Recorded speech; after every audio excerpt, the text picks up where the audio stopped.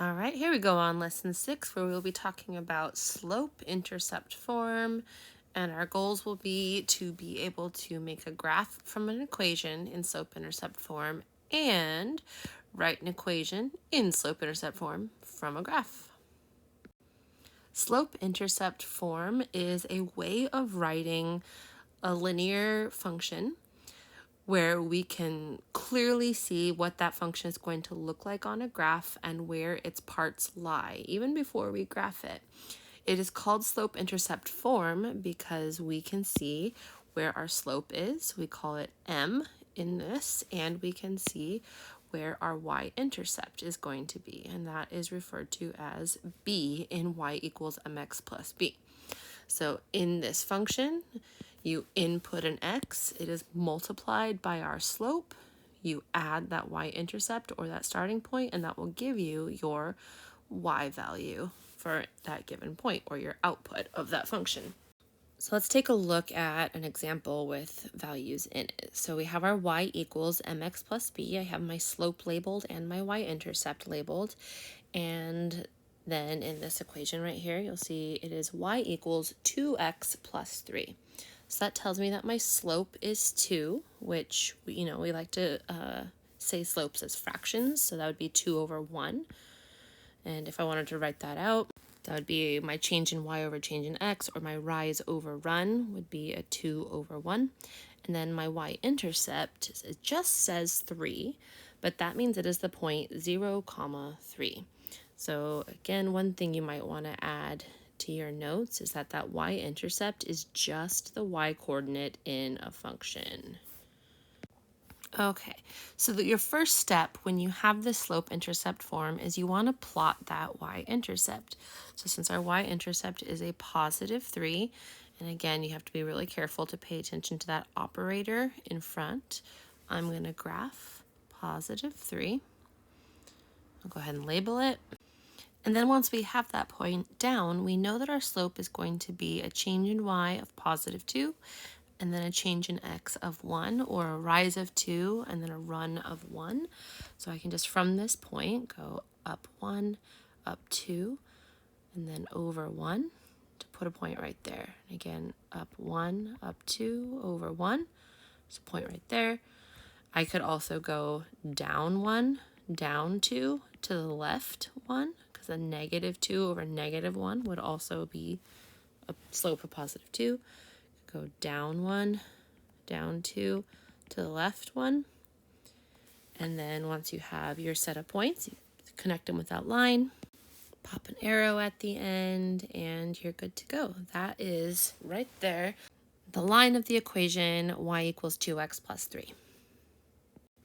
This also works backwards. So if we see a graph and we want to write an equation, we can first find the slope. So I have this line here, and it's already written out here, but you could do your rise. So there's a 1, 2, 3. So my rise is 3. My run is positive 1. So that is a slope of 3 over 1. So we would say m is equal to 3 over 1, which is just 3. Locate that y-intercept. So my y-intercept is right here. So my y-intercept is the point 0, 2. So we would say that b equals 2. And then we plug it into y equals mx plus b. So for any output, we can get it by multiplying our x by 3 and then adding 2. Y equals 3x plus 2 is the equation for this line in slope-intercept form.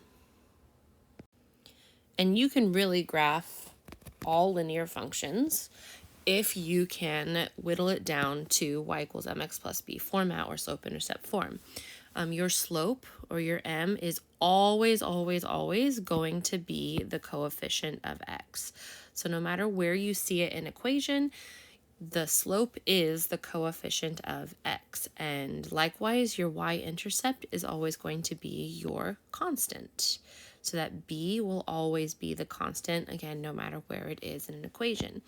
And you'll see these linear functions in all kinds of formats, and you can use either some algebra steps or the commutative property or associative property to rewrite that equation into slope-intercept form. Let's practice with a couple.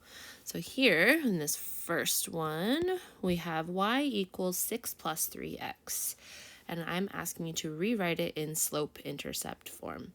So because addition is commutative, then if y equals 6 plus 3x, then y must also equal 3x plus 6, in which case our m, or our slope, is going to be 3. And our y-intercept, or our b, is going to be that 6. And we can see that from that original equation. There's our constant of 6 and our coefficient of x of 3. All right, let's move on and look at this negative x plus y equals negative 2. And this is going to require one step of algebra. I'm going to just set up a quick t-diagram just to show you that if we have this negative x over here, and we didn't play a lot with this in Unit 5, but we can move that simply by adding x to each side. Negative x plus x, that's a 0 pair.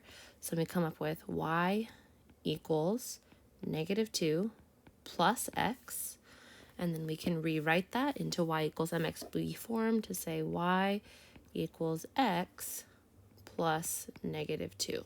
Or we could just write y equals x minus 2. So in this case, we do have an invisible coefficient to work with. So our m is just 1. Means we have a slope of 1, and then that y-intercept is going to be negative 2.